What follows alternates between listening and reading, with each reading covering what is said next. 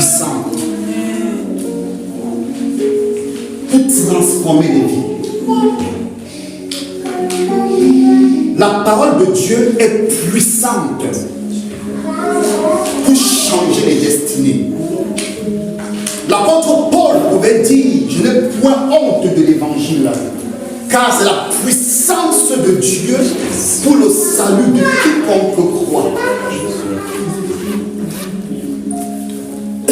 Bien-aimé, si tu es quitté de chez toi pour venir en ce lieu, tu es venu rencontrer ton Dieu. Amen.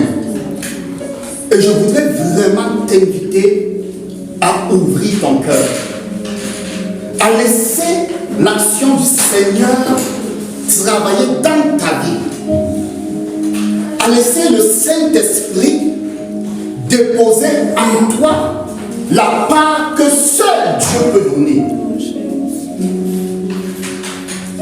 Est-ce que nous comprenons? Donc je vais nous inviter à être concentrés, à ouvrir nos cœurs, à ne pas être distraits. Laissez les enfants. Ne vous occupez pas d'eux. Soyez concentrés. Amen. Amen.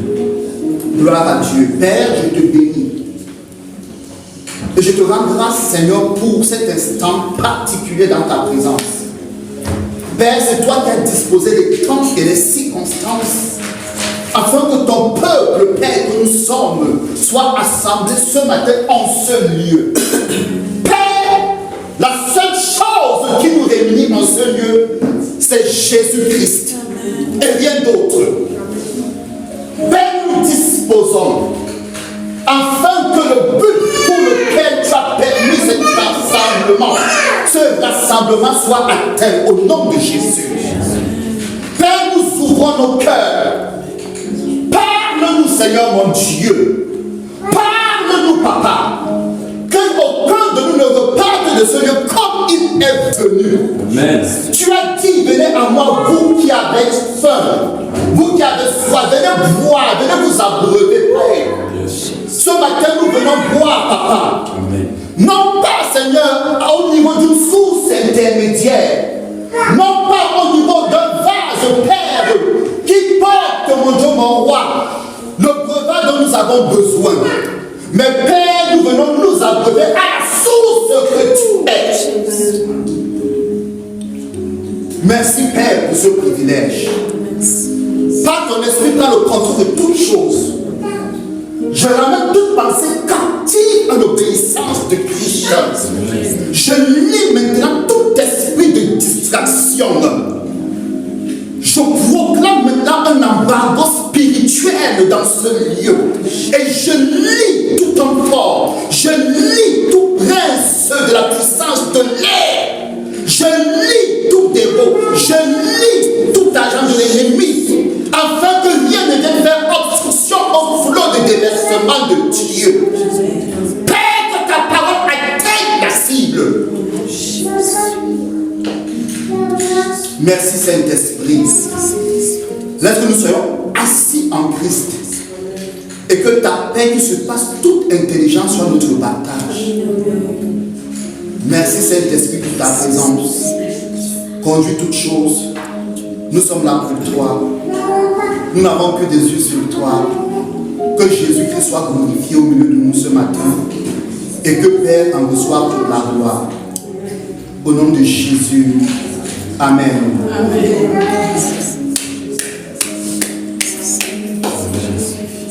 Je voulais donc dire que j'ai un témoignage, alléluia, pour ce matin. Et mon témoignage est un témoignage assez particulier. Parce que moi, mon épouse et mes enfants, nous avons échappé à la mort. Ce matin, vous auriez appris que la famille Bendi a été décimée. Amen. Vendredi, nous avons été invités à apporter la parole lors d'une veillée de prière. Amen. Les choses ont été faites de sorte que nous n'avons pas pu partir à l'heure fixée. Amen. Donc nous sommes partis un peu plus tard et nous sommes arrivés à la veillée par la grâce de Dieu. Tout s'est très bien passé. Alléluia. Le Seigneur a glorifié son nom. Amen. Et un moment, pendant que la vie était déjà à son terme, amen, j'ai vu mon téléphone et j'ai vu le message. Que le Seigneur te bénisse, mon frère. Parce que tu étais vraiment connecté au Saint-Esprit. Le message que mon jeune frère Muslim m'a envoyé. Et dans son message, c'était une prière. Il disait vraiment que les anges du Seigneur vous protègent. Il m'a envoyé ce message à 1h du matin. Que les anges du Seigneur vous protègent. Amen. Donc nous avons fini la veillée. Je me suis un peu assoupi parce que j'étais fatigué. Et puis nous avons pris la route, alléluia, où nous devions aller quelque part. Amen. Et de ce lieu, nous devons nous déployer, faire ce que nous avons à faire et revenir sur Orléans. Bien aimé, je vous assure, on roulait, tout se passait bien. Il n'y avait aucun souci, tout se passait bien. Mais je ne sais pas ce qui s'est passé, bien aimé. Comme un manteau de lourdeur s'est abattu sur moi, tout le monde dormait dans la voiture. Et je me suis assoupi. Bien aimé, je me suis assoupi au volant. Et un moment, je sens un souffle. Je me lève, j'étais à ça. Je ne sais pas comment ça s'appelle ça. Où est sur la route des espèces de îlots central commun. J'étais à ça. Dans une seconde, je ne sais même pas comment expliquer. C'est-à-dire on entrait. C'était un choc. Et c'était, je ne sais pas ce qui allait se passer. J'ai eu le temps de raquer et d'esquiver le truc. Bien aimé, je bénis le nom du Seigneur. Parce qu'il nous a sauvés, ma famille et moi. Il nous a sauvés. Et ce matin, mon cœur est rempli de reconnaissance. Alléluia. Parce que je vois ce qu'il fait dans nos vies. Et je suis convaincu que Dieu aime ses enfants. Alléluia. Et qu'aucun plan, aucun projet de l'ennemi, alléluia, ne peut triompher de ses projets dans nos vies. Sauf si nous donnons accès. Sauf si nous donnons accès. Dieu a dit, si le malheur vient, cela ne viendra pas de moi. C'est la promesse qu'il a faite à nous, ses enfants.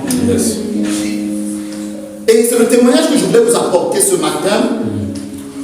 En même temps, vous encourager, bien-aimés, à faire confiance vraiment à ce Dieu. Parce qu'il est fidèle. Il est bon. Il est compatissant. Quel que soit le problème que tu as, quel que soit le souci que tu as, dis-toi que Dieu a plus soin de toi que toi-même. Alléluia. Jésus pouvait dire, pourquoi vous vous inquiétez des choses de la vie courante? Le vent ne tombe pas à un passage pour tel prix, mais je vous dis, le nombre est compté. La Bible dit que même le nombre des cheveux sur nos têtes est compté. Bien aimé, si Dieu se préoccupe des choses comme celle-là, a quand même plus forte raison notre bien-être, notre salut. Donc soyons confiants, bien aimés. Car comme Marc, nous avons choisi la bonne part. Cette part qui ne sera jamais ôtée. Est-ce que nous pouvons bénir le Seigneur et acclamer le Seigneur?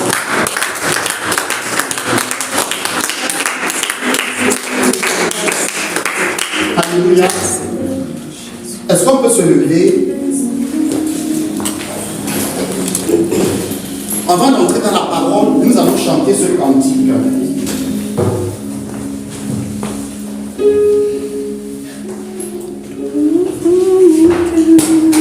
Si je me tais, oh oui, j'apprendrai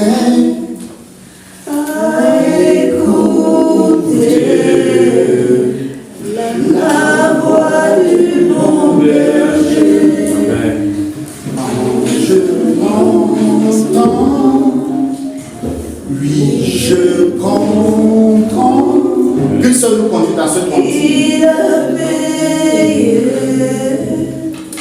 pour ma liberté. Quand je t'ouvre mon cœur, je te vois, Seigneur. Quand je t'ouvre mon cœur, Chante avec plus de vigueur. et dans mon cœur, toujours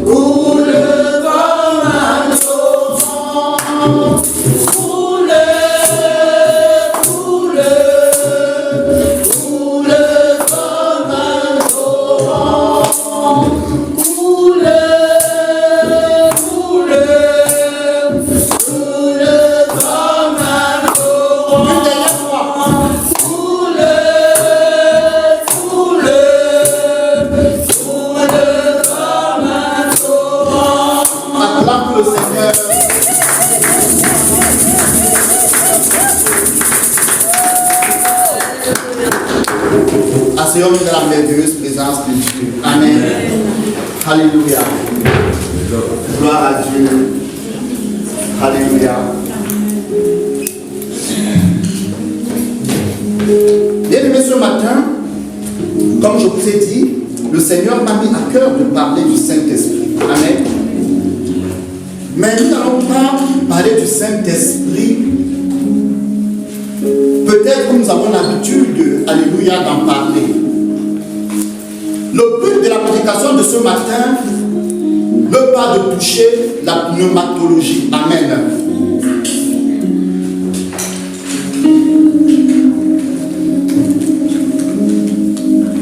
Nous avons, depuis le début de cette année, abordé un certain nombre de sujets. Amen.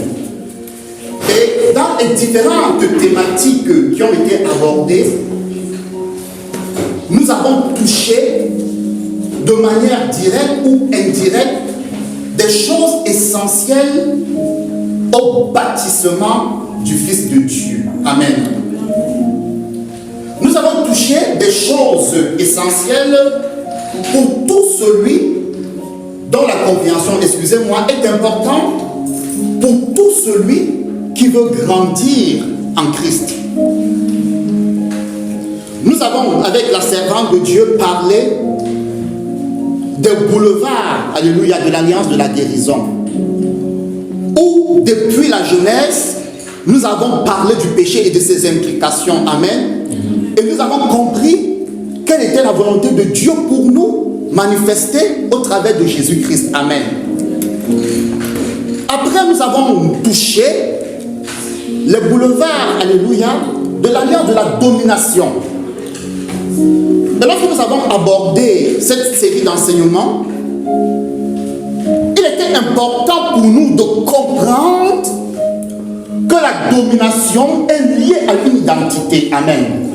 L'identité qui est celle d'être à l'image de Dieu et selon sa ressemblance. Amen.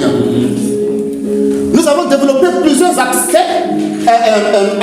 autant pour moi, afin de comprendre que dans le royaume de Dieu, tu ne peux rien faire si tu n'es pas en Christ. Amen. Amen. Et que tout ce que nous faisions dans le royaume était en rapport à Christ, en lui, par lui et pour lui. Que quelqu'un dise Amen. Amen. Bien aimé, nous vivons une époque assez particulière. Parce que beaucoup de personnes l'ont prophétisé. Et même la Bible en parle. Alléluia. Nous savons que Jésus revient. L'heure, le jour, le moment, nous ne savons pas. Mais nous savons une chose, qu'il revient. Et à cause de cette prophétie biblique qui s'accomplira certainement, que tu pries ou pas, parce qu'elle ne dépend pas de toi, elle ne dépend pas de moi, elle dépend de Dieu qui l'a dit. Amen. Et cette prophétie court vers son accomplissement. Donc à cause de cette parole, nous devons veiller sur notre conduite. Amen. Mais pour veiller sur notre conduite, nous devons être instruits sur la pensée de Dieu, révélée au travers de ses Écritures. Parce que la parole de Dieu vient nous éclairer, alléluia, sur les temps et les saisons dans lesquels nous vivons, afin que nous puissions adapter notre comportement, afin que nous puissions adapter notre attitude, de sorte que nous soyons en alignement avec la pensée de Dieu, marchant selon ses instructions pour faire sa volonté. Que quelqu'un me dise Amen. Amen. Bien aimé, cet état de choses est important, mais ça passe aussi, alléluia, par l'assimilation des principes fondamentaux associés à la marche chrétienne. Que quelqu'un me dise Amen. Amen. Bien aimé, nous en avons parlé lorsque, alléluia, nous avons vu quelques entraves à la croissance. Pendant longtemps, j'ai eu une discussion avec le Seigneur. Je voyais ce qui était écrit dans la Bible, dans l'Acte des Apôtres. Je voyais sûrement Dieu se déployer au travers de l'église primitive. Et je voyais en contraste avec ce qui se passe actuellement dans l'église. Je me suis posé la question de savoir, mais qu'est-ce qui ne va pas, Seigneur? pourquoi l'église n'est-elle pas aussi puissante? Quand je parle de puissance, bien aimé, comprenez que le premier but de la puissance est de transformer. Est-ce que tu comprenais? Yes. Donc, celui qui dit qu'il est revêtu de la puissance de Dieu, avant de faire une démonstration de cette puissance dans la vie des uns et des autres, nous devons voir le résultat de cette puissance dans sa propre vie. Est-ce que nous comprenons? Yes. La puissance de Dieu ne s'exprime pas seulement en faisant tomber les gens. Amen. Yes. Quoique Dieu peut faire tomber les gens dans sa puissance, la Bible à plusieurs endroits nous montre que certaines personnes qui ont rencontré Dieu sont tombées sous sa puissance. Mais la puissance de Dieu, en première chose, c'est celle qui vient transformer les vies. Est-ce que nous comprenons?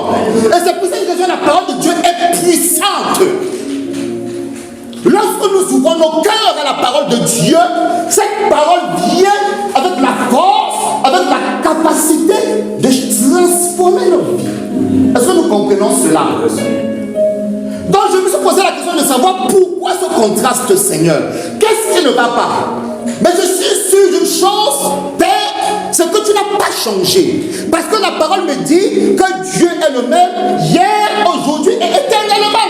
Amen. La parole me dit qu'en lui, il n'y a aucune ombre de variation. Donc le problème est certainement de notre côté, pas du côté de Dieu. Et c'est là que Dieu m'a dit quelque chose qui m'a choqué. Et je vous en avais parlé, alléluia. Ce que Dieu m'a dit, il m'a dit, mon fils, mon fils, mon fils. Le problème c'est que dans vos assemblées, beaucoup ne sont pas convertis. Beaucoup ne sont pas convertis. Il y a beaucoup qui... Oh Yahweh, je t'adore. Je te loue. Tu es mon Seigneur, tu es mon papa. Je veux vivre pour toi. Ils font cette prière dans cette posture, mais ne sont pas convertis. Ils ne connaissent pas Dieu. Nous sommes surpris. C'est la vérité. Et rappelons-nous d'une chose pour ceux que ce que je dis peut choquer. La servante de Dieu dernièrement touché cet aspect. Et ça m'a un peu secoué, alléluia. Parce que c'était un éclaircissement que Dieu a apporté. Et quand j'ai approfondi cela, j'ai dit, yes Seigneur, je comprends. Bien aimé, lorsque Jésus discutait avec Nicodème dans Jean 3, lorsque Nicodème est venu à lui, Jésus lui a dit ceci. En vérité, je te le dis, nul ne peut voir le royaume de Dieu s'il n'est né de nouveau. Donc Jésus a associé la nouvelle naissance au fait de voir le royaume de Dieu. Nicodème lui a dit, mais Seigneur, je ne comprends pas. Est-ce que ça veut dire que vieux comme je suis, il faudrait que je rentre encore dans le ventre de ma maman pour naître? Jésus n'a même pas répondu à sa question. Je lui ai dit, je te le dis, en vérité, si tu n'es né d'eau et d'esprit, tu ne peux entrer dans le royaume. Donc Jésus a parlé de voir le royaume, il a parlé d'entrer dans le royaume. Donc tu peux voir le royaume de Dieu sans y entrer. Donc tu peux être né de nouveau sans être converti. Oui, bien aimé, tu peux être né de nouveau sans être converti. La conversion vient, bien aimé, avec la transformation qui est le fruit du renouvellement de l'intelligence. Or, ça est le fruit de ton rapport avec la parole de Dieu. Parce que c'est la parole qui transforme. Ce ne sont pas les prières. Les prières te maintiennent en éveil. Les prières t'ouvrent l'esprit. Les prières te donnent d'être en connexion avec Dieu, en communication avec Dieu. Mais c'est la parole qui transforme. Amen. C'est la parole qui transforme. Yes. C'est la parole qui transforme. Amen.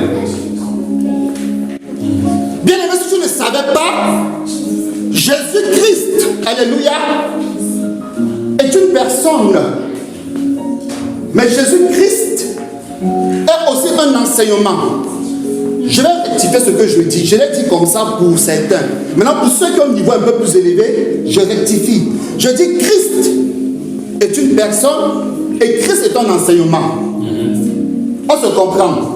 Tu as besoin de rencontrer Christ, la personne, pour être en communication avec Dieu.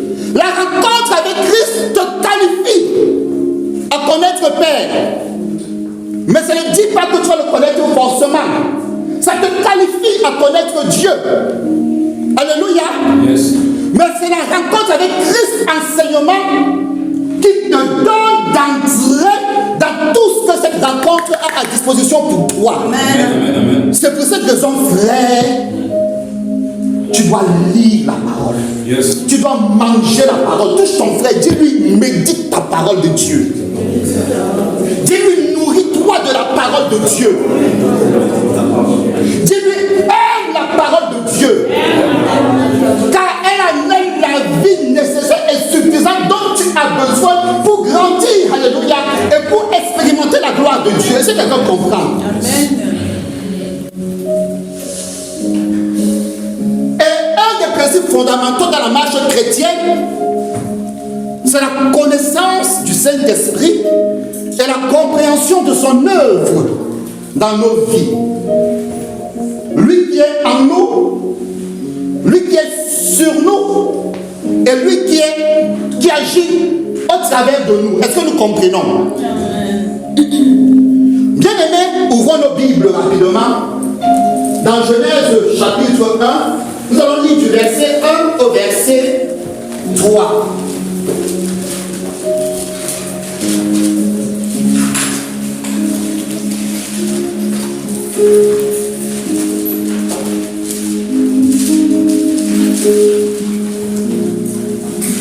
Pendant que nous prenons ce passage, je vais demander à quelqu'un de prendre Jean 1 à son chapitre, du moins Jean chapitre 1, du verset 2, verset 3. Je vais demander à la sœur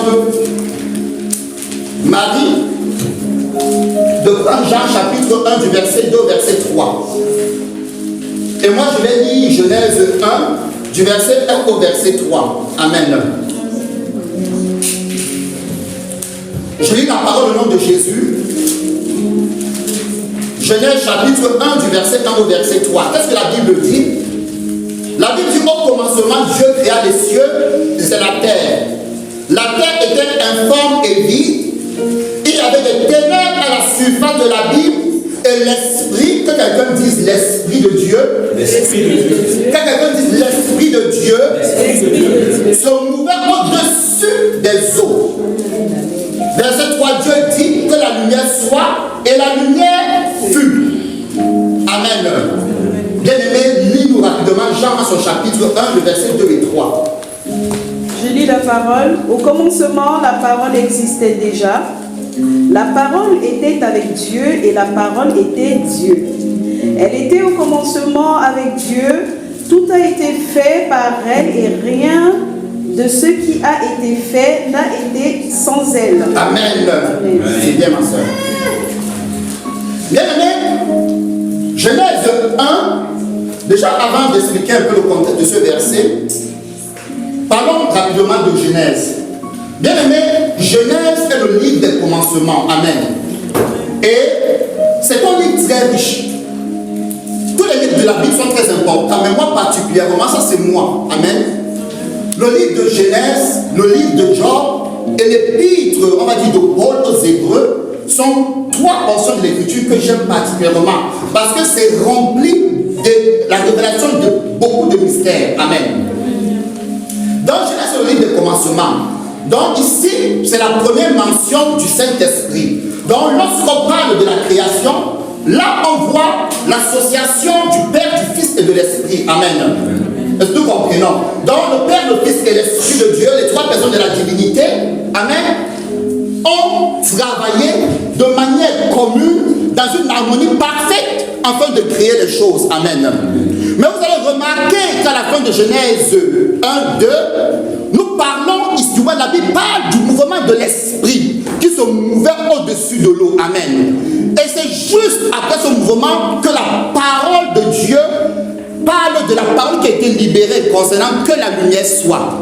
Donc ici, nous devons comprendre, amen, que le mouvement de l'esprit, alléluia, précède toujours dans le spirituel la libération de la parole. C'est pour cette raison, lorsque Dieu libère sa parole, la chose est déjà accomplie. Amen.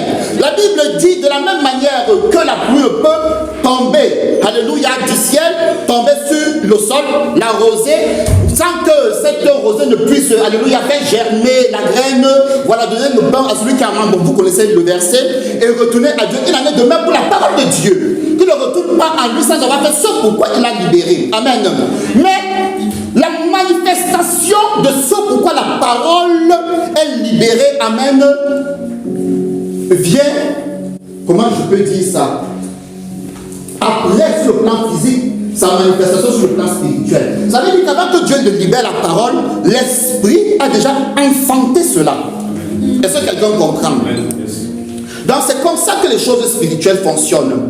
Et pourquoi nous avons lu Jean 1? Juste pour comprendre que le Créateur, alléluia, ce n'est pas Dieu le Père. Le Créateur, c'est Dieu le Fils, c'est Jésus-Christ. La parole, la Bible dit, tout a été créé par elle. C'est le Père qui a eu comment dire ça, l'idée. Le Père a eu l'intention de créer, amen. Mais c'est la parole, c'est le Fils qui a créé. Si tu doutes de ce que je dis, va lire Colossiens où il est écrit que tout a été créé par lui et pour lui. Parlant de Christ, amen. Donc c'est Jésus le Fils qui est le Créateur, amen.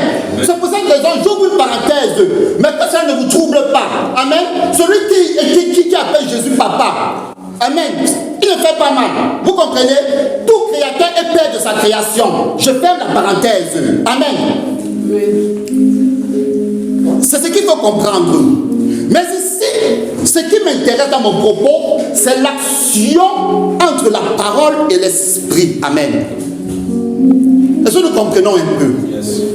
Entre la parole et l'esprit, vous allez comprendre où je veux en venir. Je vais lire Jean chapitre 14. Pour voir notre Bible, nous allons lire Jean chapitre 14. Vous allez comprendre pourquoi je mets l'accent sur l'action entre la parole et l'œuvre de l'esprit. Amen. Jean chapitre 14. Nous allons lire à partir du verset 15. Amen.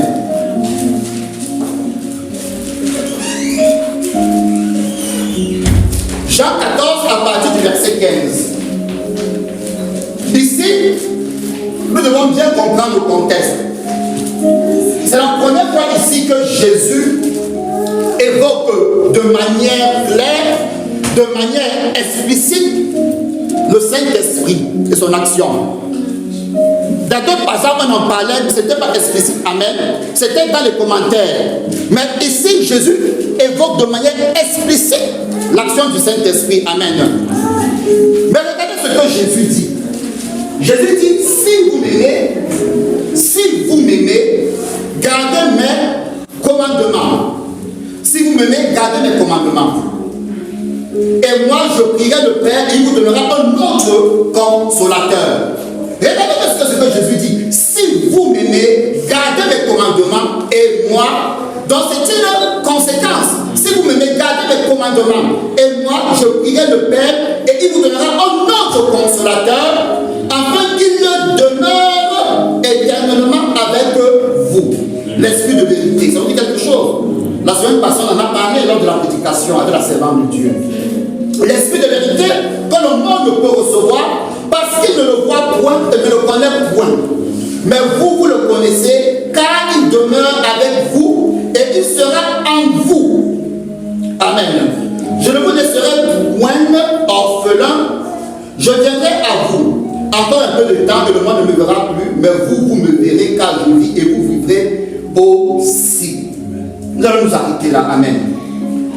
Donc ici, Jésus parle de manière explicite pour la première fois du paraclétos, le paraclé, amen. Le consolateur, l'autre consolateur, amen. Mais avant d'en parler, Jésus parle d'abord du fait de l'aimer en gardant ses commandements. Est-ce que nous comprenons un peu?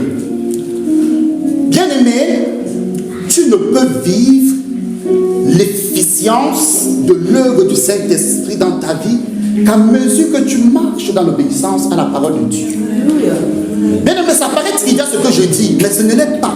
Parce que si ça l'était, on verrait les fruits et les évidences dans la vie des enfants de Dieu. Est-ce que nous comprenons un peu? Bien-aimé, dans le monde spirituel, retiens très bien ce que je vais te dire. Dans le monde spirituel, ou parlant de Dieu, tu ne connais une chose qu'à mesure que tu la mets en application. La connaissance dans le monde spirituel ne se limite pas au noxis. Le noxis, c'est la connaissance que tu reçois par la révélation. C'est le fruit de l'action de Dieu. Alléluia. Quand ton cœur est ouvert dans ta vie. Nous tous ici, nous croyons que Marie était vierge et qu'elle a accouché. Mais va dire ça à quelqu'un dehors, il va te rire à la face. Il va dire que mais tu racontes quoi? Comment quelqu'un de vierge peut enfanter? Parce que son intérieur ne peut pas le concevoir. Mais nous avons cette compréhension parce que le Saint-Esprit a imprimé cette vérité dans le cœur de notre cœur. C'est imprimé en nous. Nous avons cette connaissance. C'est pour ça que le noxis vient. Alléluia. Mais il y a une autre connaissance. C'est l'épignosis, qui est une connaissance liée à l'expérimentation. Amen. Et c'est de cela dont il est question. Sur le plan spirituel, alléluia, c'est l'application de ce que tu connais qui va démontrer que tu connais ce que tu connais. Et surtout la tautologie. Est-ce que quelqu'un me comprend? C'est pour cette raison que Jésus pouvait dire, quand maintenant que vous m'avez écouté, vous êtes mes disciples, mais demeurez dans ce que je vous ai dit. Persévérez dans ce que je vous ai dit. C'est alors que vous connaîtrez la vérité. Et la vérité vous affranchira. Elle vous rendra libre. Yes. Est-ce que quelqu'un comprend ce que je suis en train de dire? Yes. Donc ce n'est pas que lui. Je sais que Dieu aime ceci. Mais est-ce que tu fais ce que tu sais que Dieu aime? C'est ça le problème, bien-aimé. C'est ça le problème. Et le Saint-Esprit, alléluia, aime l'obéissance à la parole de Dieu. Parce que l'Esprit de Dieu ne peut pas agir et opérer de l'obéissance à la parole de Dieu. Mais laisse-moi te choquer. Le Seigneur m'a parlé de manière prophétique de l'Église. Dans certaines nations, notamment au Nigeria, bien aimé, l'Église est infectée de démons, vous ne pouvez pas savoir. Il y a des gens qui opèrent, mais qui n'opèrent pas des démons. Bien aimé, si tu n'as pas le discernement, tu vas être perdu. Je ne le dis pas pour que tu aies peur, non. Je le dis pour que mon ami, tu sois intime avec Dieu. Que tu cherches Dieu. Que tu aimes la présence de Dieu. Que tu aimes sa parole. Car c'est cela qui va te donner de discerner ce qui est de lui et ce qui n'est pas de lui. Amen. Il y a beaucoup de personnes qui sont opérées par le Saint-Esprit. Mais c'est des esprits familiers bien aimés. Yes. Yes. Pourquoi est-ce que je le dis? Parce que, bien aimé, le Saint-Esprit ne peut pas agir dans ta vie en dehors de la parole de Dieu. Vérité, vérité. Yes. Jésus a dit, si vous m'aimez, vous gardez mes commandements.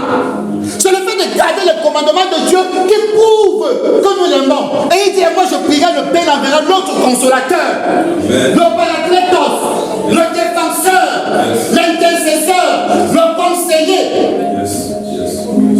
Le Saint-Esprit ne fait que ce travail de conseiller, de défenseur, d'intercesseur et de consolateur à nous à mesure que nous sommes ouverts à la parole de Dieu et nous la laissons travailler dans nos vies. Yes. La parole de Dieu est le matériau que le Saint-Esprit utilise pour bâtir ta vie, ma soeur. Sans parole, le Saint-Esprit n'a pas de matériau pour travailler.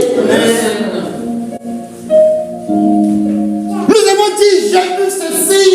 Oh, oh Seigneur, oh, bien aimé, la vie spirituelle, c'est pas les émotions. C'est pas les émotions. Mais de quel évangile?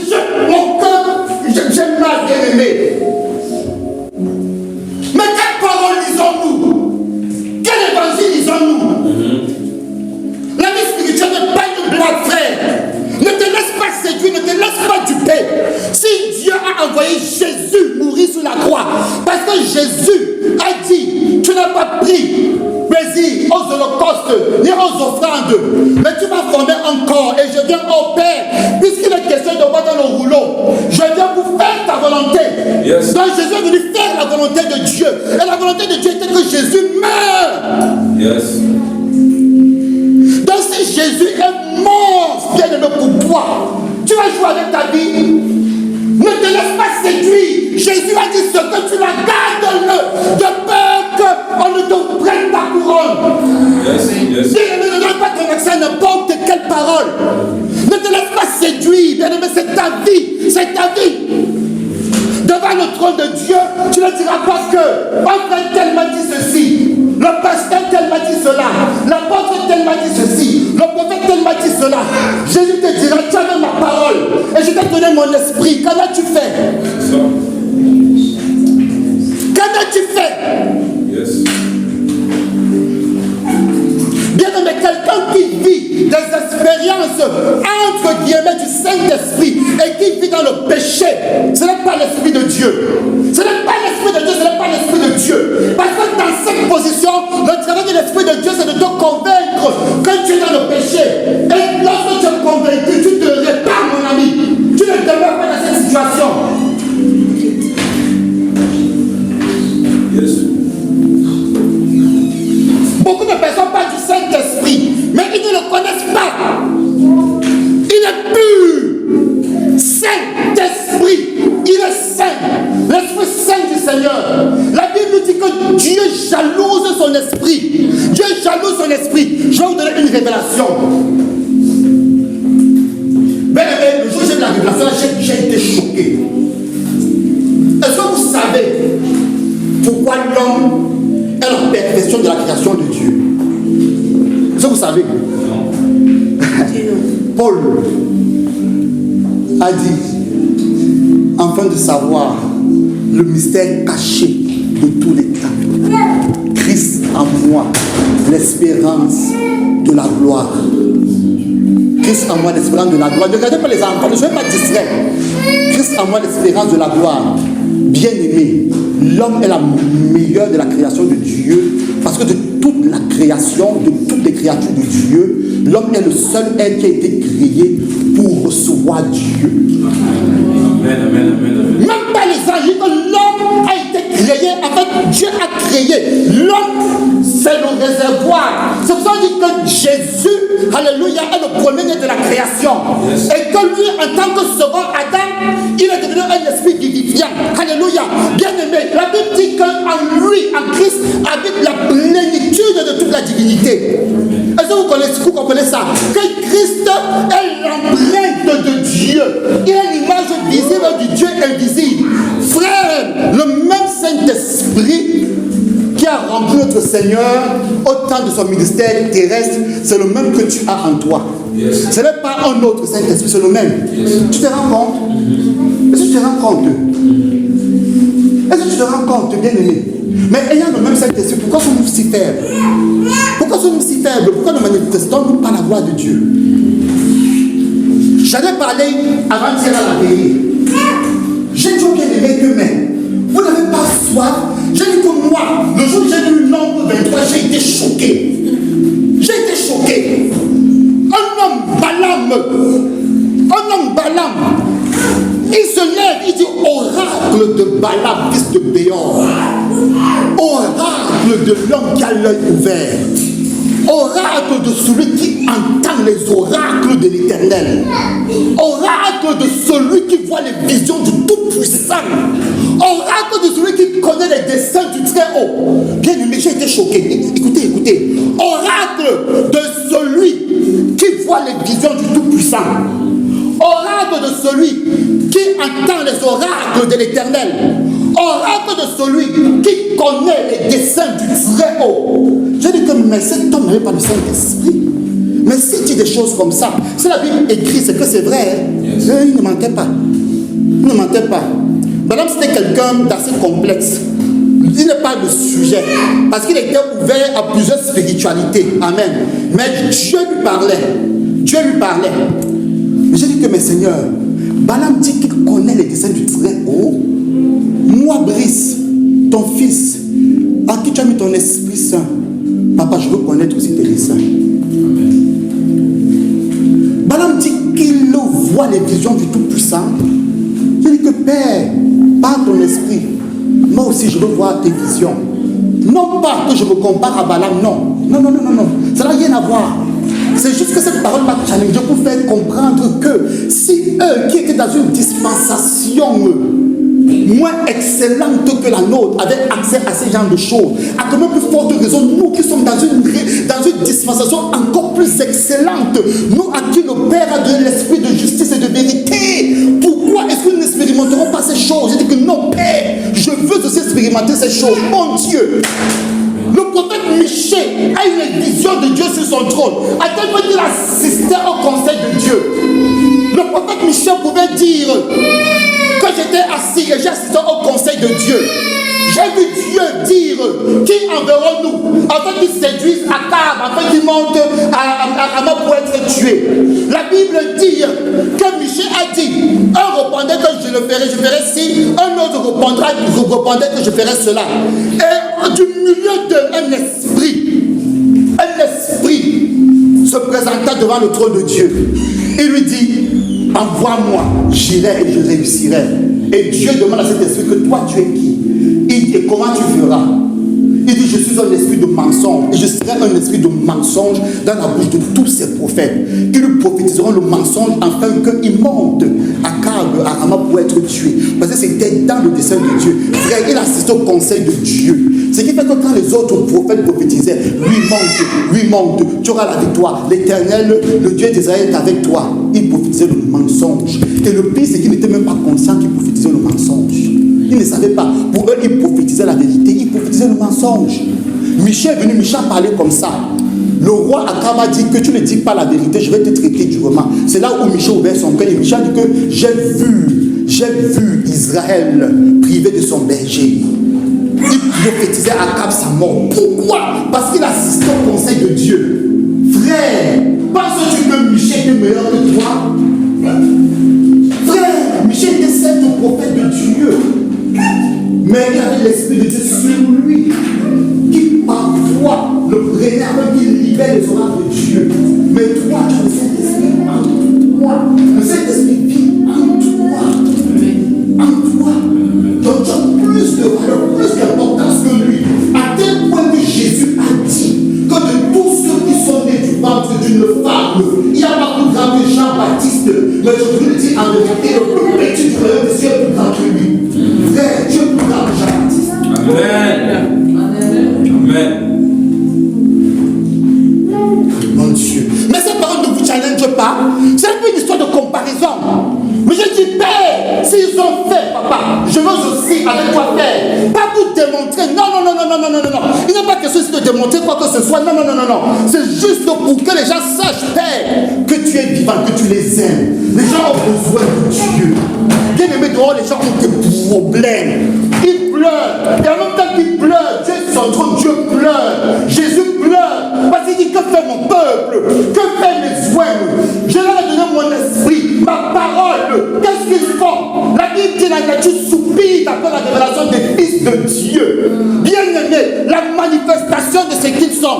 La Bible dit que tel il est, tel nous sommes aussi. La Bible ne dit pas que tel il est, tel nous serons. La Bible ne dit pas tel il est, tel nous serons. La Bible dit que tel il est, tel nous aussi nous sommes. Amen. Yes.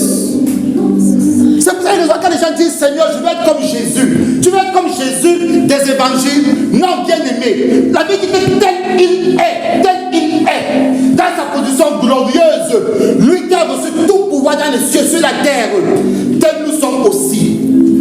Frère, tu es assis en Christ, dans les lieux célestes, où il est, toi aussi tu y es. Tu es ici présentement, Marie. Mais si le Seigneur t'ouvre ton esprit, tu te verras assis en Christ là-haut. C'est pour ça que nous sommes intouchables. Nous sommes divinement protégés. Amen. Tout ce que les sorciers peuvent nous faire, c'est parce que nous n'avons pas conscience de ce que nous sommes. Le Seigneur m'a enseigné ça de manière particulière. J'avais fait un songe où je me voyais attaqué par des personnes qui me poursuivaient et tout. S'il vous plaît, il aime bien soigner des enfants. Et au moment, ceux qui me poursuivaient dans le songe m'ont coincé dans un endroit. C'était un endroit obscur, c'était fermé, pratiquement étanche. J'étais comme ça dans le songe. J'ai dit que Seigneur, mais c'est quelle histoire ça? Pourquoi? Déjà, comment ils ont fait pour me coincer? Pourquoi ils ont fait pour m'enfermer? Qu'est-ce que je fais? Là, j'entends l'Esprit de Dieu me dire, celui qui est en Christ est semblable au vent. Le vent souffle, tu l'entends, tu tu envoies les effets, mais tu ne sais pas où il vient et tu ne sais pas où il va. Il en est de même pour ceux qui sont nés d'esprit et d'eau. Ils sont comme le vent. Le Seigneur me dit, tu es un vent. Je dis, je suis un vent, bien aimé. Et je suis devenu un vent dans mon sang et je suis sorti. Bien aimé. Oh mon Dieu. Touche ton voisin, dis que tu ne sais pas qui tu es en Christ. Touche ton voisin, dis-lui ça. Quand tu ne sais pas qui tu es en Christ. Je ne dis pas que tu ne sais pas qui tu es toi. Non. Je dis tu ne sais pas qui toi tu es en Christ. Parce que c'est en Christ. Celui qui demeure près du très haut. Celui qui demeure près du très haut. Celui qui demeure près du très haut. Repose à l'ombre du Tout-Puissant. C'est près du très haut que l'ombre du Tout-Puissant nous environne. C'est en Christ, pas en dehors, que nous sommes couverts. Touche ton voisin, dis-lui que tu ne sais pas qui tu es en Christ. Tu ne sais pas qui tu es en Christ. Tu ne sais pas qui tu es en Christ. Père, je prie au nom de Jésus que tu nous révèles, Seigneur Père, que nous sommes réellement en Christ. Mon Dieu, ayant des promesses aussi excellentes, nous devons vivre une vie extraordinaire. Je ne dis pas que nous n'aurons pas de problèmes. Je ne dis pas que nous n'aurons pas de difficultés. Non. Ce n'est pas mon propos. La Bible de Dieu dit que tous ceux qui veulent suivre Jésus, tous ceux qui veulent vivre pieusement, seront persécutés. Il est normal que tu sois persécuté, ma soeur. Exact. Tu es persécuté à cause de ce que tu portes. On ne lance pas des cailloux sur un arbre qui n'a pas de fruits. Vérité. Ne pleure plus. Yes. Est-ce que nous comprenons ces choses? Donc il est normal que parfois nous ayons des difficultés dans la vie. C'est normal. Si Jésus, même notre Seigneur, a vécu des difficultés, a été rejeté, il est normal que nous aussi nous le soyons. Parce que la Bible nous enseigne qu'une manière de connaître Christ aussi, c'est d'avoir part à ses souffrances. C'est normal. Mais ce n'est pas ça qui te définit. Parce que la parole de Dieu est certaine. Jésus l'a dit. Il y a nul qui ne laisse père, mère, femme, enfant et tous les biens pour me suivre, qui perdra sa récompense. Alléluia. Jesus. Ce n'est pas un homme qui a parlé, c'est Jésus. La parole de Dieu fait chair. Laissez-moi vous parler de Jésus. Oh mon Seigneur, je t'aime. Laissez-moi vous parler de Jésus. Jésus est la sommation de toutes les prophéties, depuis Apocalypse jusqu'à Apocalypse. Jésus est le signe dit de l'Éternel. Tout a déjà été dit en Christ. Bien-aimé, Jésus est l'image visible du Dieu invisible. Amen. Prêche. Quand Jésus parlait, quand il disait en vérité, je vous le dis, une fois je causais avec des amis, pour blaguer, on a dit en vérité, je lui dis, ferme ta bouche. Bien-aimé, je suis sérieux, il me dit que, mais qu'est-ce qui t'arrive, Brice? Je dis, ferme ta bouche. Tu n'es pas habilité à dire en vérité. Vous utilisez les expressions, vous blasphémez. Personne n'a dit en vérité. Dans la parole, c'est Jésus. Et Jésus savait pourquoi il le disait. En vérité, le Père, en vérité, le Saint-Esprit, moi, la parole de Dieu, moi, le Fils, je vous dis. Donc, la parole de Dieu fait chair. Jésus parle, il nous dit. On va douter. Tu vas douter quoi? Bien-aimés, soyons fortifiés en Christ. Et soyons consolés dans la consolation qu'apportent les Écritures. Est-ce que nous comprenons ces choses? Yes. Mais c'est ce que nous sommes en Christ. Et ces choses ne peuvent être manifestes qu'en mesure que nous laissons le Saint-Esprit opérer en nous. afin de bâtir Christ en nous et afin que Christ soit visible au travers de nos vies. Tout arbre se reconnaît à ses fruits. Lorsque l'Esprit de Dieu œuvre en nous, nous voyons les fruits. Nous voyons les fruits.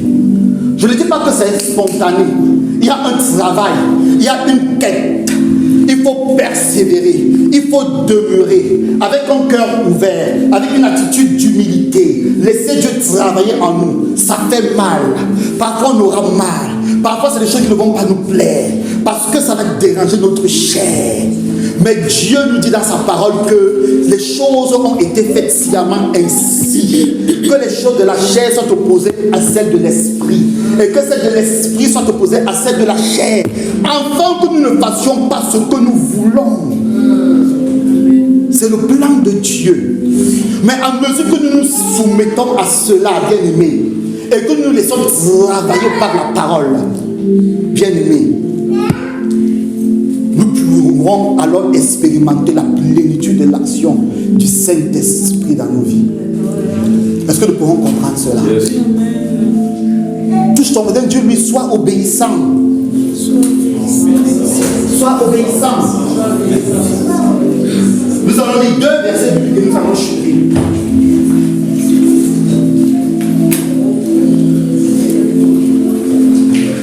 Nous allons lire Luc 9. Marie prend Luc 9.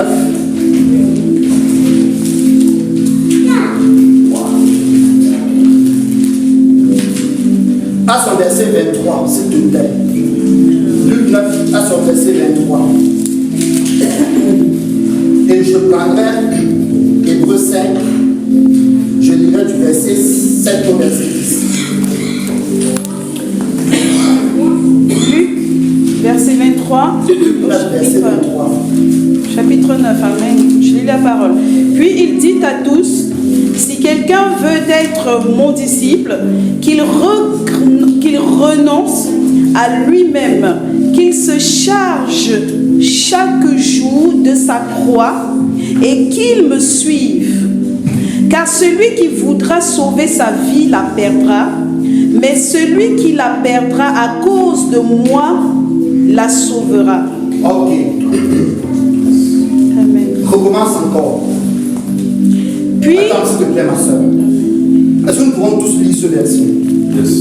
Lis-la dans ta Bible. Si tu as ta Bible, lis-la. Souligne-la si ce n'est pas déjà souligné, parce qu'il y a certaines personnes, comme la servante de Dieu, il y a des versets qui sont pleins, voilà.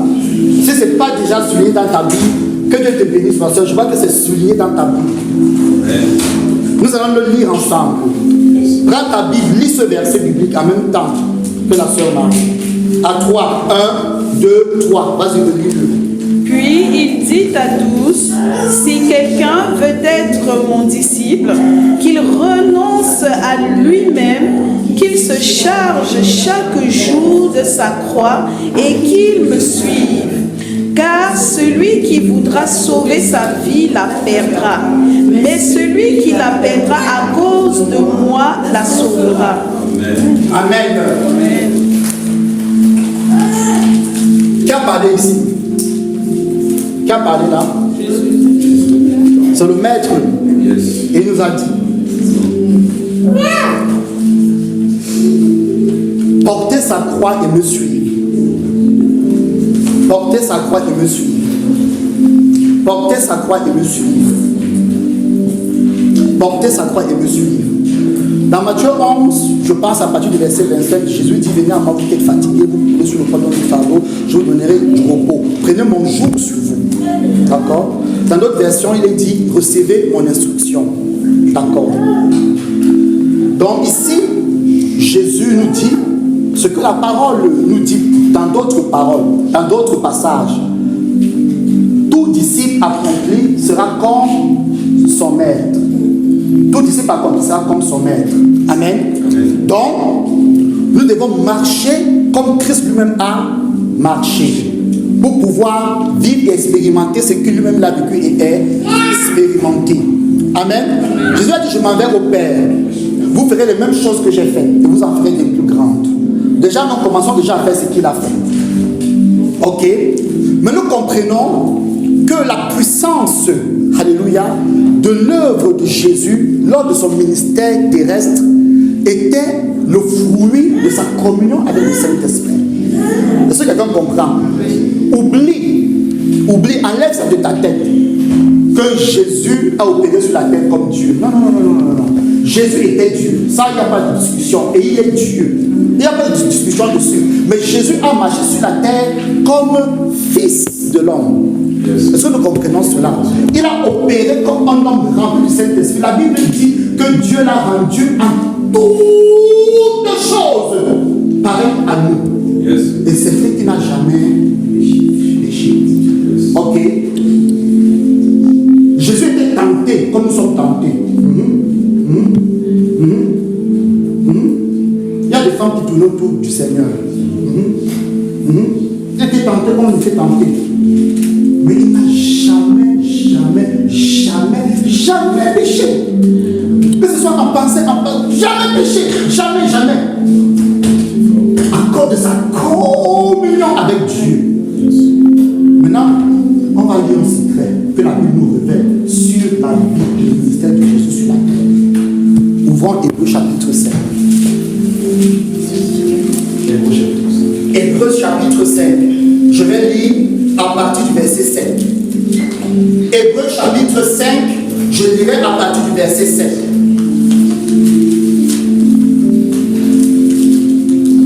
Que tout le monde ouvre sa Bible vraiment bien aimé.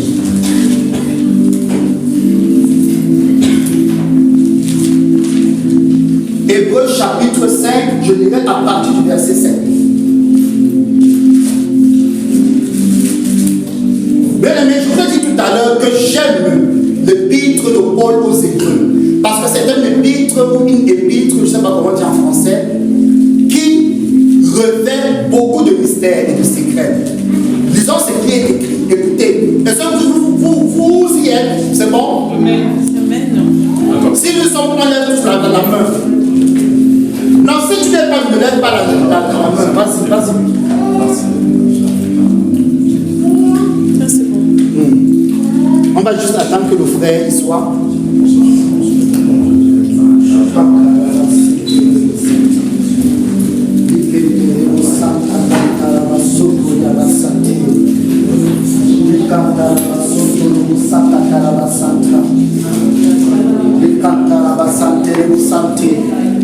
Ne soyons pas distraits. Ne soyons pas distraits. Hébreux chapitre 5. Hébreux dans son chapitre 5. Amen, c'est bon?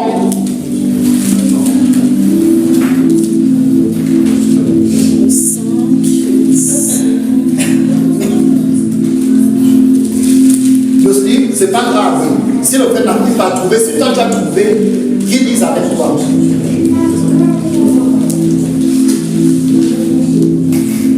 Chapitre 5, verset 7. Oui. Alessia, lis ce passage, ça va te faire du bien. Tu n'as pas de Bible? C'est chapitre 5. Chapitre 5. Verset 7, c'est bon. C'est bon? C'est bon? C'est bon? Si on est tous bons, on lève la main.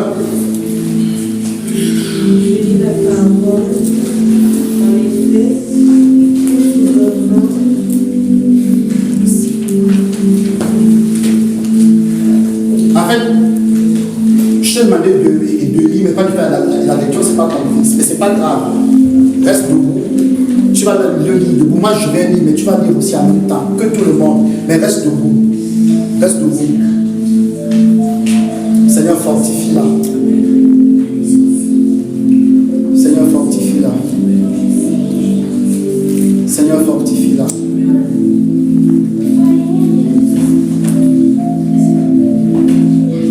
Seigneur, fortifie-la.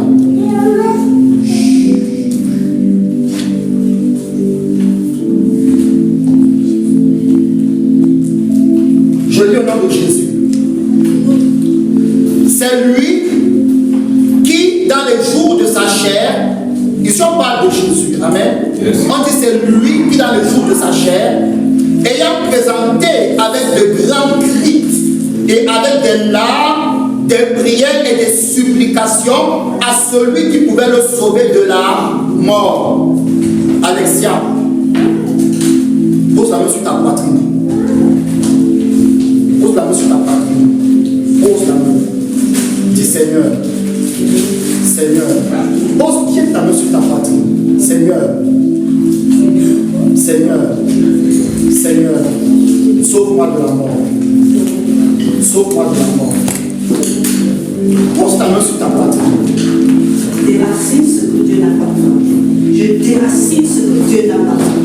Je déracine ce qui n'est pas. Je déracine de ce corps. Je déracine de ce cœur. Je déracine de cette chair. Je déracine de cet esprit. Je déracine de cette personne. Ce que Dieu n'a pas planté. Au nom puissant de Jésus. Je déracine. Au nom puissant de Jésus. L'esprit de Dieu œuvre. Et déracine toute espèce de gens. Déracine ce que Dieu n'a pas planté. Au nom puissant de Jésus. Au nom puissant de Jésus. Je t'arracine en Jésus-Christ. Dis, je suis en Christ. Je renonce à toute autre voie. Je suis en Jésus-Christ. Prends-moi. Prends-moi. Prends-moi, Jésus. L'Esprit de Dieu déracine de toi tout ce qui n'est pas de Père. Au nom de Jésus.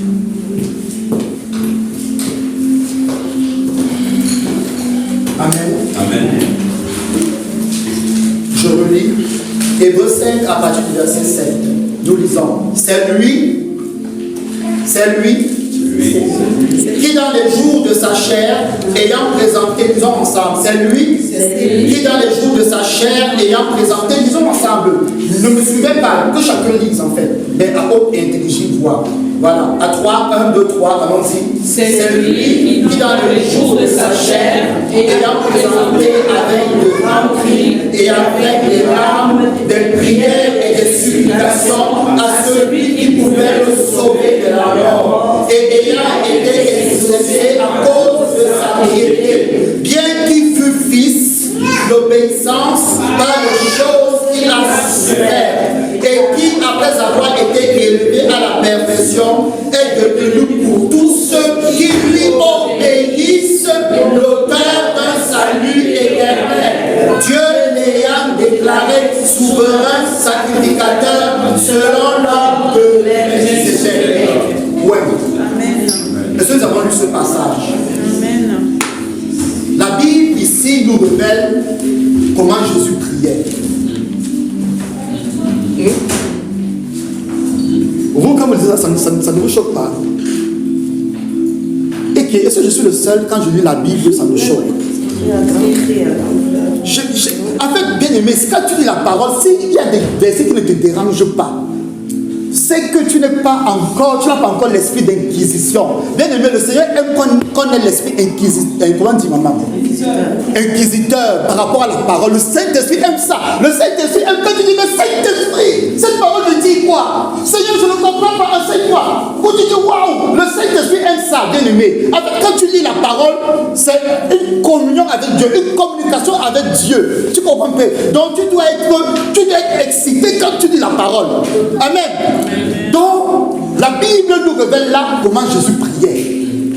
La Bible dit qu'au jour de sa chair, quand pas du jour de sa chair, ça veut dire pendant son ministère terrestre, lorsqu'il était en chair et en os avec nous, amen, Amen. il priait. Moi, je dis que Jésus, sa prière, c'était des supplications. Il criait à Dieu, il suppliait Dieu. Alléluia. Et la Bible dit qu'il a été exaucé à cause de quoi? À cause de quoi? À cause de sa piété. Donc ce n'est même pas parce qu'il était fils, sans péché, mais à cause de sa piété. À cause de sa piété. Et c'est alors, continuons, à cause de sa piété. Et la Bible dit plus loin, bien qu'il fût fils, l'obéissance par les choses qu'il a souffert et qui, après avoir été élevé à la perfection, c'est-à-dire après avoir payé le prix, alléluia, après avoir fait ce pourquoi il a été manifesté, ce pourquoi il était envoyé, qu'il devienne, ou bien qu'il soit devenu pour tous ceux qui lui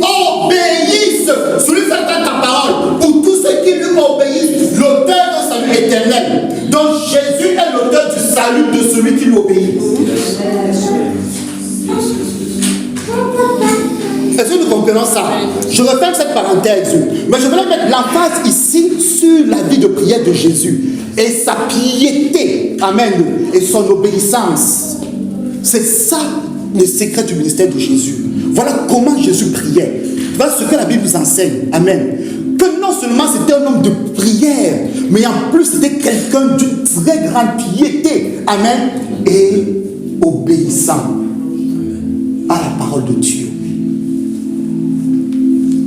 Jésus dit, Dieu m'exauce toujours parce que je fais ce qui lui est agréable. Hein? À tel niveau où il arrive devant le tombeau de Lazare, j'ai trop aimé la prière là. Vraiment, quand je lis souvent la Bible, j'essaie de me projeter, de voir des films sur la... Je dis, mais Seigneur, il est arrivé, il dit, non, j'ai trop aimé, il dit, ah, Seigneur Jésus, non, Seigneur, il dit, non, Seigneur, on parle de spiritualité, Seigneur, non, Seigneur, donne-moi de te connaître. Jésus arrive, Jésus prie, après il dit que Père, je ne prie pas à cause de moi, parce que je sais que tu m'as déjà exaucé, mais je prie à cause de Jésus. C'est comme ça que le Seigneur priait, parce que lorsqu'il allait réveiller Lazare. Lazare qui était mort, il allait le réveiller. Alléluia. Parce que Jésus avait une telle dimension d'intimité avec Dieu. Alléluia. Qu'il était habillé. La Bible dit revêtu. Dernièrement, je suivais quelqu'un qui parlait de ça. Et quand je suivais ça, j'ai dit que même il a raison. Parce que quand il dit le terme revêtu, nous comprenons ce que ça veut dire. Mais la personne a expliqué ça, j'ai dit que, ah ouais, il a raison. En fait, c'est comme si je me douchais et puis je m'habillais. Donc Jésus était habillé de la puissance de Dieu. Est-ce que vous comprenez? Et Jésus ne l'avait pas parce qu'il était le Fils de Dieu ou parce qu'il était Dieu. Non, c'était à cause de son obéissance. Et c'est pour cette raison que le Saint-Esprit a été relâché dans la vie de Jésus le jour où il est entré dans les eaux du baptême. Parce que c'est ce jour où il s'est identifié avec toute la race humaine et il entrait pleinement dans l'exercice de sa mission, de son mandat. Amen. L'œuvre de Dieu sur la terre au travers de Christ a commencé depuis sa naissance. Amen. Mais Jésus est entré, alléluia, dans la manifestation, alléluia, concrète de ce mandat. À partir du moment où il est entré dans les eaux du baptême. Et la Bible dit qu'il est sorti des eaux du baptême, le ciel s'est ouvert et l'Esprit de Dieu est descendu sur lui sous forme de colombe. Parce qu'il a entré, alléluia, dans son mandat. Une conséquence de l'obéissance à la parole de Dieu ou bien à la volonté de Dieu pour lui. Parce qu'il a dit, tu n'as pas pris plaisir aux holocaustes ni aux sacrifices, tu vas former un corps. Puisqu'il est question de ça dans le livre du rouleau, je viens au Père pour faire ta volonté. C'est dans Hébreux chapitre 10.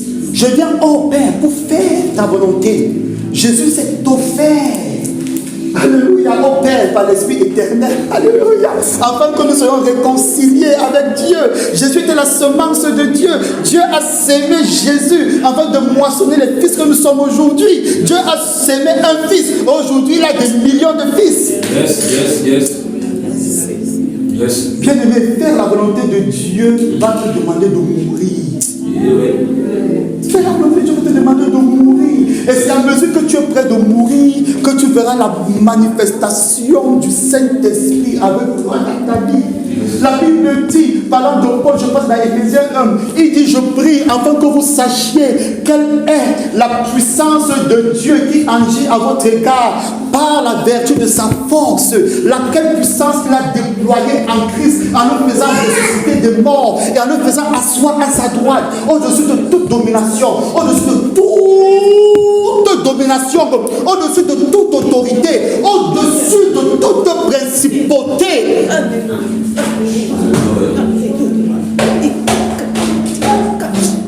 Bien-aimé, c'est la même puissance là qui agit en toi. La Bible dit que vous sachiez.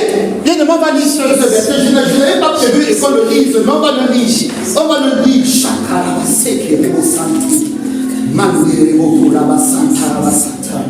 Mon Dieu, mon Dieu, mon Dieu, mon Dieu, mon Dieu. Mon Dieu. Éphésiens chapitre 1. Je lis à partir du verset 16. Bien aimé, écoutez attentivement, je vais lire Éphésiens 1 à partir du verset 16. Écoutez, je ne cesse de rendre grâce pour vous. Je ne cesse de rendre grâce pour vous, faisant mention de vous dans mes prières, afin que le Dieu de notre Seigneur Jésus-Christ, le Père de gloire, vous donne un esprit de sagesse et de révélation dans sa connaissance, et qu'il illumine les yeux de votre cœur pour que vous sachiez quelle est l'espérance qui s'attache à son appel, quelle est la richesse de la gloire de son héritage qu'il réserve aux saints. Et verset 19, lisez attentivement, écoutez. Et quel est envers nous qui croyons, l'infinie grandeur de sa puissance, se manifestant avec efficacité par la vertu de sa force. Il l'a déployé en Christ, en le ressuscitant des morts et en le faisant asseoir à sa droite dans les lieux célestes, au-dessus de toute domination, de toute autorité, de toute puissance, de toute dignité et de tout nom qui peut se nommer, non seulement dans le siècle présent, mais encore dans le siècle à venir. Cette même puissance-là opère en toi, la même puissance que Dieu a déployée. Bien aimé, si tu n'as pas la révélation ou la compréhension, bien aimé, du mystère de la résurrection de Christ, tu ne comprendras peut-être pas ce verset biblique. Bien aimé, je vais essayer de faire très simple. La Bible nous explique que Dieu qui est tout puissant, amen. On est d'accord que Dieu est tout puissant. Si on pouvait, c'est un exemple que je vais prendre, il n'est pas parfait, mais comprenez-moi, bien aimé, comprenez-moi. Si on pouvait noter la puissance de Dieu à 100, on dit dans le maximum de la puissance de Dieu, c'est-à-dire ces sangs-là, Dieu l'a déployé pour ressusciter Christ. Mais on ne se rend pas compte du miracle de la résurrection de Jésus. Non, bien, on ne se rend pas compte. Ça n'a rien à voir avec les autres résurrections qu'il y avait de Lazare et tout. Christ l'a dit, Dieu a dit, l'âme qui paie, c'est l'âme qui mourra. Amen. Bien aimé, le péché, Jésus, quand il dit Jésus, je parle de Dieu dans sa chair. Alléluia. Le corps de Jésus, Dieu l'a rendu semblable au péché. Au péché. Amen. Au péché. Amen. Donc la mort de Jésus était la mort du péché. Par rapport aux lois établies par Dieu, aux lois spirituelles établies par Dieu, bien aimé, le salaire du péché c'est quoi? Le salaire du péché c'est quoi? Mais la mort a réclamé son dû. Puisque le corps de Jésus, Dieu l'a rendu semblable au péché, à tel point où Dieu a tourné la face. Bien aimé, il y a un mystère. Quand Jésus dit mon Père, pourquoi m'as-tu abandonné? Dieu a tourné sa face de lui. Parce que Jésus représentait le péché. Mon Dieu, Jésus représentait le péché dans sa nature, dans sa force et dans sa quintessence sur la croix. C'est pour cette raison, frère, si tu ne reçois pas Jésus dans ta vie, Dieu ne peut rien faire pour toi. Dieu ne peut plus rien faire pour toi. Dieu a résolu le problème de l'humanité en tournant Jésus. Bien aimé, si tu ne reçois pas Jésus dans ta vie, Dieu ne peut plus rien faire pour toi. Dieu ne peut plus rien faire pour toi. Dieu nous a tout donné. Tout donné. Dans la personne de Jésus et en Christ. C'est pour ça que la parole dit que vous avez tout et pleinement. Le pléonasme, c'est comme ça qu'on appelle cette figure de style. Vous avez tout pleinement. On met l'emphase dans le tout et la plénitude de tout en Christ pour dire que Dieu ne peut plus être en dehors de Christ. Donc, imaginez donc toute la puissance que Dieu a déployée pour ressusciter Christ des morts. La Bible dit, c'est pas moi qui l'invente. Qu'il a déployé cette puissance en ressuscitant Christ. Mais avant, la Bible dit que cette même puissance agit envers nous qui croyons. Mais beaucoup de personnes n'ont pas la révélation. C'est pour cette raison que l'apôtre prie. C'est une prière de l'apôtre Paul pour l'église. Il dit, je prie afin que vous sachiez, vous qui croyez. Je prie, oh Père, ma prière c'est que tu leur ouvres les yeux, tu leur donnes la révélation, tu leur donnes de comprendre ces choses, Père. Je prie, oh Père, je prie, c'est une prière, c'est écrit comme ça, mais c'est une prière de Paul. Paul priait que tu leur donnes de connaître, de comprendre. La dimension que tu as déclarée. Mon Dieu. Et avec ça, on joue avec notre vie chrétienne. Avec ça, on joue avec notre vie chrétienne. Mais quel évangile écoutons-nous? Bien-aimés, ce n'est pas la parole qu'on fait des disciples. Ce n'est pas la parole qu'on fait des disciples. La vie spirituelle, bien-aimée, c'est la parole, la parole, la parole et tout ce qui va après. Parce que tout ce qui vient après est la conséquence de la parole. Quand tu lis la Bible, tu te dis, Jésus enseignait, après avoir enseigné, il chassait les démons, il guérissait les malades, il opérait des miracles. Jésus enseignait, Jésus enseignait, Jésus enseignait, Jésus enseignait, Jésus enseignait. Ce n'est pas l'enseignement qu'on fait des disciples, bien-aimés. S'il y a quelque part où l'enseignement est biaisé, fuis. Sauve ta vie, frère. Sauve ta vie. C'est une histoire de vie et de mort. Sauve ta vie. Ne reste pas où on te prêche des fables, bien-aimés. Ne reste pas où on te parle des fables. La parole qui vient pour transformer ta vie, bien-aimé, c'est ta vie. C'est ta vie. Amen. Laissez les histoires, on dit, n'abandonnons pas nos assemblées, bien-aimés. Si tu es dans une église où la parole de Dieu est biaisée, tu as l'autorisation du Seigneur de partir de cette assemblée. Parce que ta vie est en danger. Parce que ta vie est en danger. Jérémie nous dit que Jésus est devenu pour tous ceux qui lui obéissent l'auteur d'un salut éternel.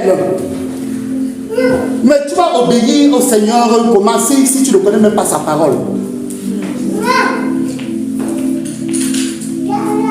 Il faut désirer cette parole, avoir cette intimité avec Dieu, parce que nous avons le Saint-Esprit pour nous enseigner. Bien aimé, pour donner un exemple, moi personne ne m'a enseigné ça. Personne, je dis même personne. Je suis né dans une famille catholique. Amen. Et quand j'ai eu la relation, ça dit quand j'ai donné ma vie au Seigneur, amen. J'ai donné ma vie au Seigneur, j'ai reçu le Seigneur dans ma vie, je pense que j'étais en 4e. Amen. J'étais en 4e que j'ai reçu le Seigneur dans ma vie. Mais à l'époque au Cameroun, comme on parlait des églises réveillées, que wow, c'est des sectes et tout, donc j'avais peur. Mais Dieu m'avait connecté un camarade qui était pentecôtiste et il voulait que je le suive. Nous avons dit, faites attention à votre témoignage. Ce camarade-là, au lieu de m'amener dans la voie de la vérité, m'a encore conduit dans le monde. Cet ami, c'était un viveur. Mais il était pentecôtiste. Il priait,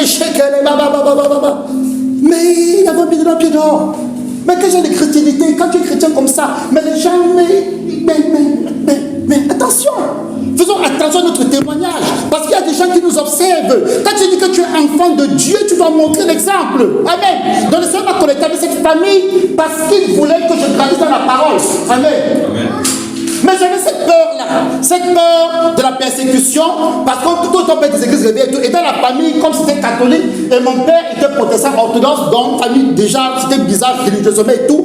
Voilà. Mais j'avais cette connaissance. J'avais fait cette rencontre avec Jésus. Mais malheureusement, je suis devenu ceux qui font partie de ceux où on appelle ça, la semence est tombée sur c'est sur des épines. Amen.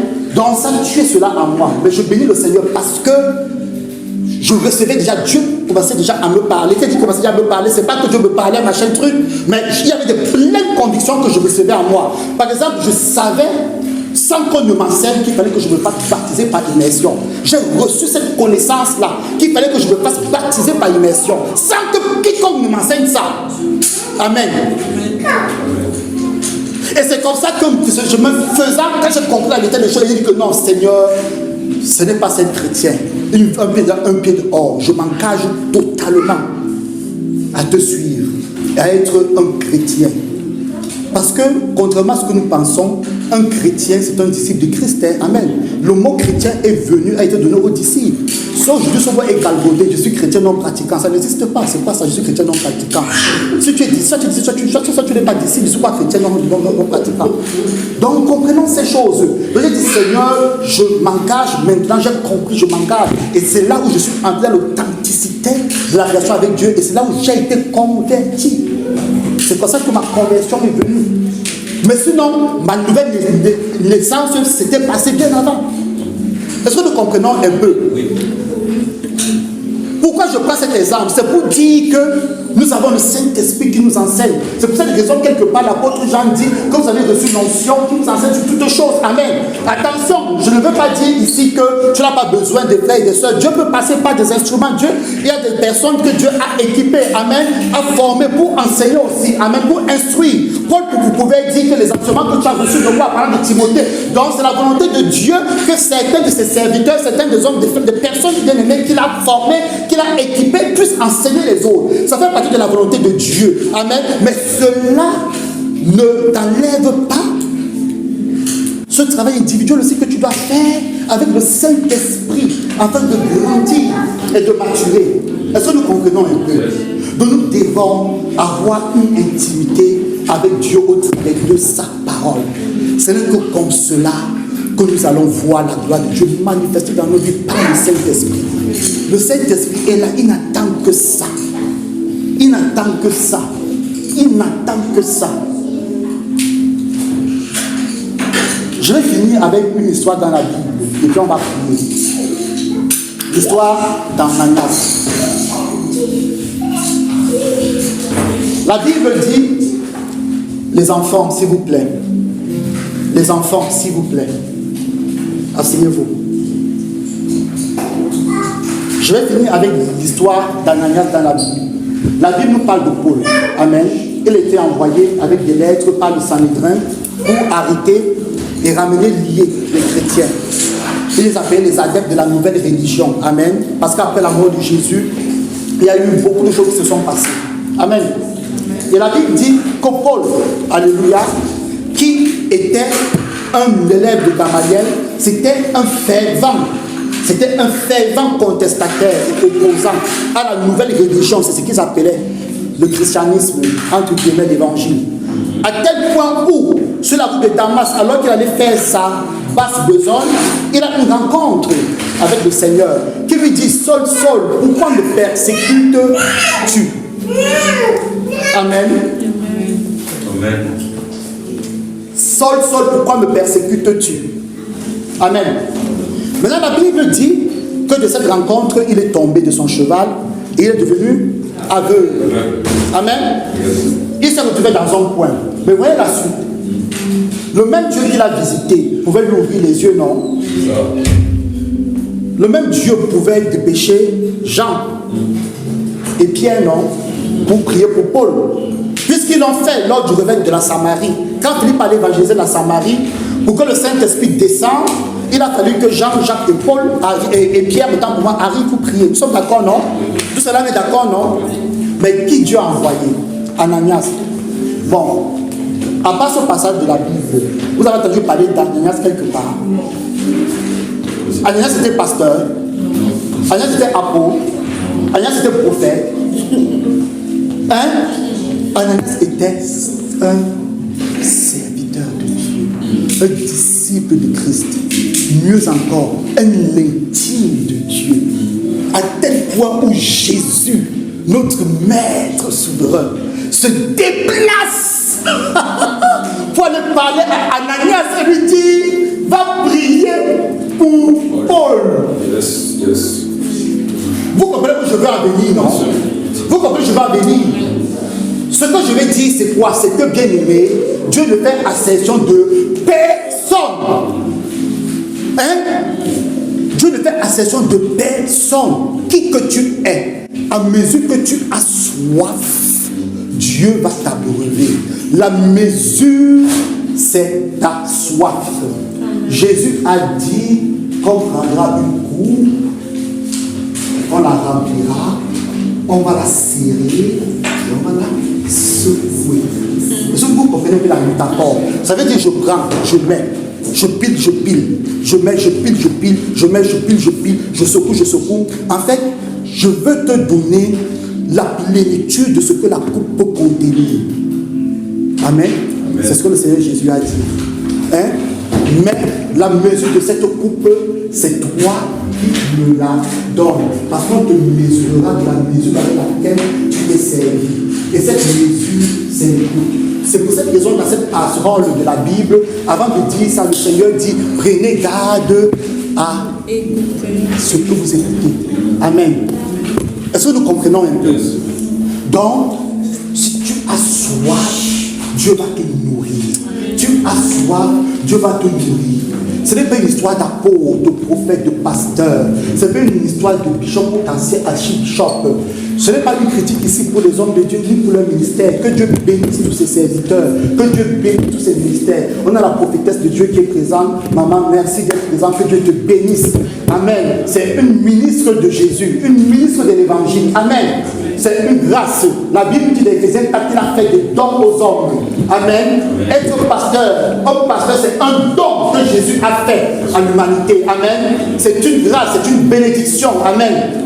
Mais ce n'est pas une histoire que de pasteur et tout. Amen. C'est une histoire de fils de Dieu. C'est une histoire de relation avec Dieu. C'est pour ça que les hommes, quand la servante de Dieu nous a parlé de 7 niveaux de croissance, nous avons compris, amen, que le fait d'être, tu peux être ministre de Dieu sans être fils de Dieu.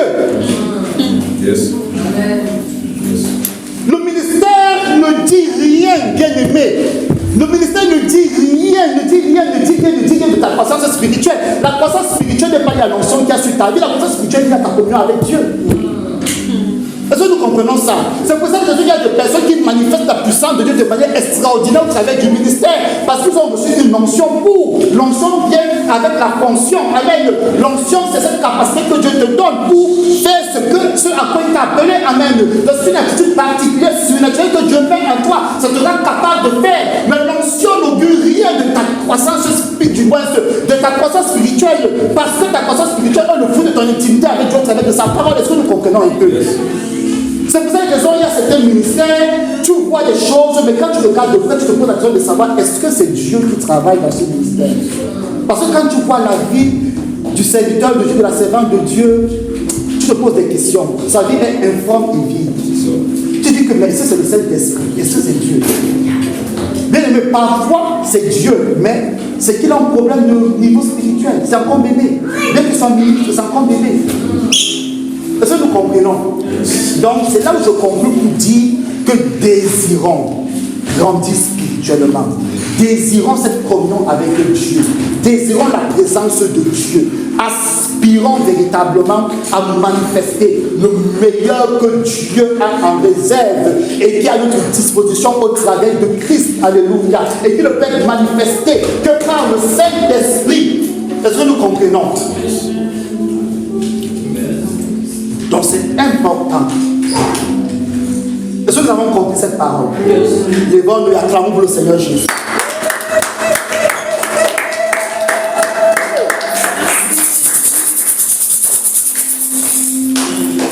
Amen. Nous allons prier. Rapidement, nous allons prier. La Bible dit, parle comme un bouton justifié. Donc, parle à ton Dieu. Élève ta voix et prie par rapport à cette parole. Et dis à Dieu ce que tu veux. Dis à Dieu l'expression de ton cœur. Parle à Dieu. Exprime-toi. Ne te tais pas. Parle à ton Dieu. Parle à ton Dieu. Parle à ton Dieu. Jesus.